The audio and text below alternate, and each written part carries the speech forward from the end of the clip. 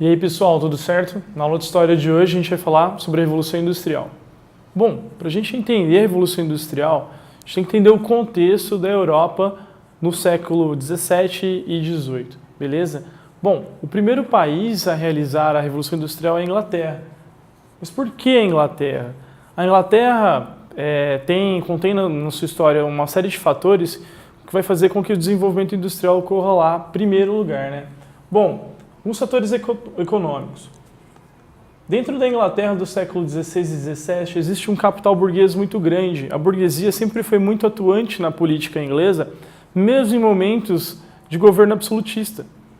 Então, o capital de reserva da burguesia gerou, então, aí, vamos dizer, uma fonte de investimento posteriormente para a Revolução Industrial, correto? Nós temos também uma grande reserva de carvão e uma grande reserva também de ferro, que são, então, materiais essenciais para a Revolução Industrial, para o desenvolvimento das máquinas. Lembrando que a Revolução Industrial, o grande combustível da Revolução Industrial vai ser o carvão, vai ser as máquinas a vapor, né? Qual é a diferença, então, que nós temos que notar desse modo de produção? Entendendo que a Revolução Industrial ela muda o modo de produção dentro da Inglaterra e isso depois vai se expandir dentro da Europa.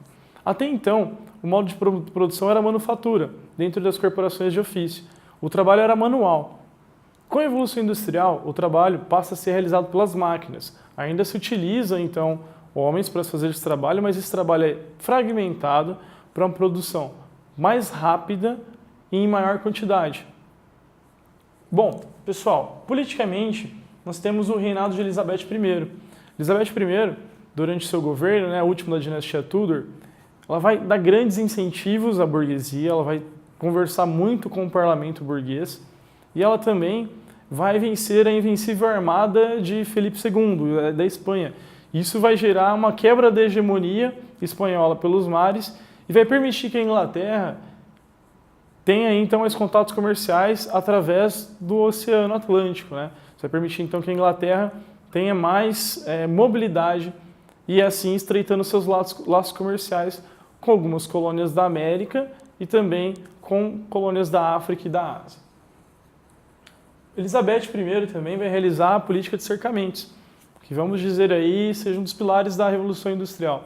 A política de cercamento consistia então no cercamento das terras comuns, né, onde os camponeses utilizavam essas terras para sua produção, para o próprio consumo, onde essas terras foram cercadas e essas terras passaram a ser de uso da gentry, né, que é uma burguesia rural. Essa burguesia rural, com essas terras cercadas, acabou produzindo ali então lã, né, criação de ovelhas para produzir lã. E as pessoas, os camponeses, né, mais baixos, que não entram na questão aí da burguesia, acabaram sendo expulsos das suas terras. Sem ter onde ir, eles acabaram indo de forma forçada para a cidade. E na cidade eles passaram a viver de forma muito precária, né? Entendendo que então que essa saída, né, esse êxodo da zona rural para a área urbana, ele é motivado devido ao cercamento e isso vai gerar posteriormente uma grande mão de obra dentro das cidades. Lembrando também que a cidade é um lugar muito difícil de produzir algo para subsistência. Então, quando a política de cercamentos ela é realizada, o que acontece nas cidades que não são planejadas? Por exemplo, Londres, né, Birmingham, acabam sendo superlotadas, acaba acontecendo aí, aumentando o índice de criminalidade, né, devido à fome, à necessidade, e também aumenta aí também nesse momento o índice de doenças, né, proliferadas, porque as condições eram precárias, as casas eram uma em cima da outra, né, e quando eles não ocupavam cortiços abandonados. E nós temos também, pessoal, um breve período republicano. Após a dinastia Tudor, entra em poder a dinastia Stuart, que era muito mais radical, não tinha esse caráter conciliador com a burguesia, e eles acabam entrando em uma guerra civil. Acabam perdendo essa guerra civil e durante um curto período a Inglaterra passou a ser uma república governada por burgueses para burgueses. Então isso permitiu que os burgueses acumulassem ainda mais capital, tivessem uma liberdade de pensamento muito maior, né, que precede aí a Revolução Francesa, né, e o Iluminismo. Isso fez com que a elite burguesa inglesa, né, tivesse, então, o dinheiro necessário para investimentos futuros e a ciência ao seu favor. Também foi desenvolvido muita questão científica, né, através do governo de Oliver Cromwell, porque era necessário, então, achar novas formas de ganhar dinheiro, de lucrar. Lembrando que a burguesia exerce seu poder através da força do lucro, né, do poder monetário. Ok? Bom, socialmente, pessoal, nós temos aqui o puritanismo. Puritanismo, que é uma ideologia religiosa, onde basicamente a salvação se dá através do esforço, e esse esforço é o trabalho.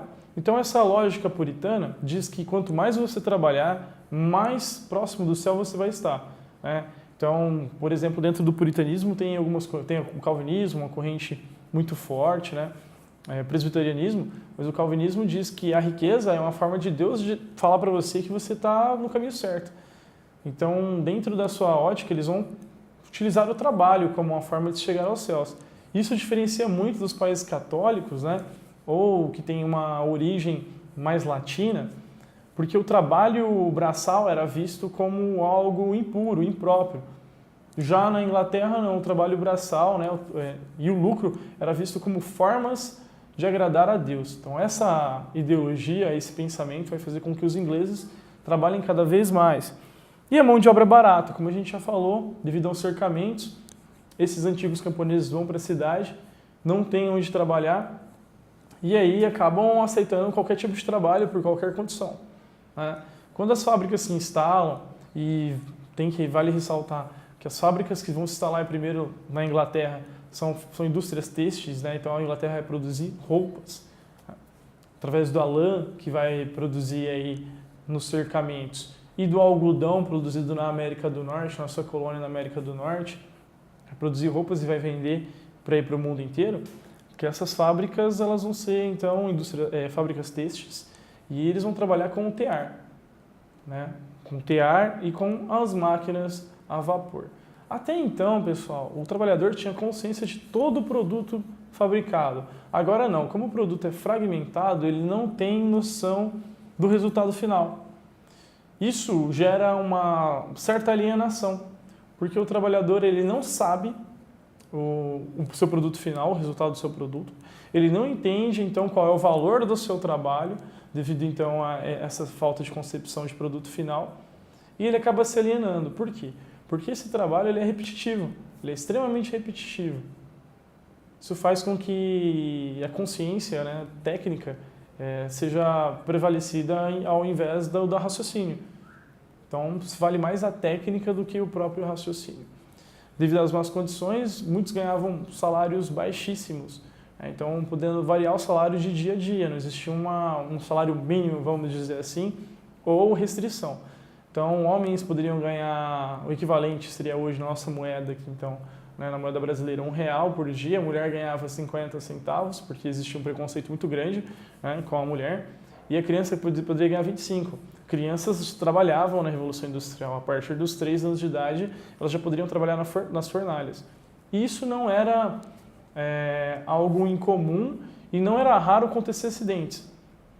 Porque essas máquinas, né, muitas vezes davam defeito ou a exaustão de trabalhar tanto nessas máquinas, né, gerava o cansaço nesses trabalhadores que, em determinado momento, por um descuido, acabavam perdendo a mão ou mesmo sendo mortos. A produção não parava, a produção continuava. Não existia nenhum órgão trabalhista para reger isso dentro do trabalhador. Então, nós podemos dizer que o acúmulo de capital gerado dentro da Revolução Industrial, que vai fazer com que a Inglaterra seja hegemônica então, aí, na economia do mundo, no século XVIII, XIX, e vamos dizer aí, até meados do século XX, né, depois da Segunda Guerra Mundial, os Estados Unidos tomam esse posto, vem então do lucro obtido através da Revolução Industrial. Mas esse lucro, ele só foi gerado devido à exploração do trabalhador, né, que até então camponês.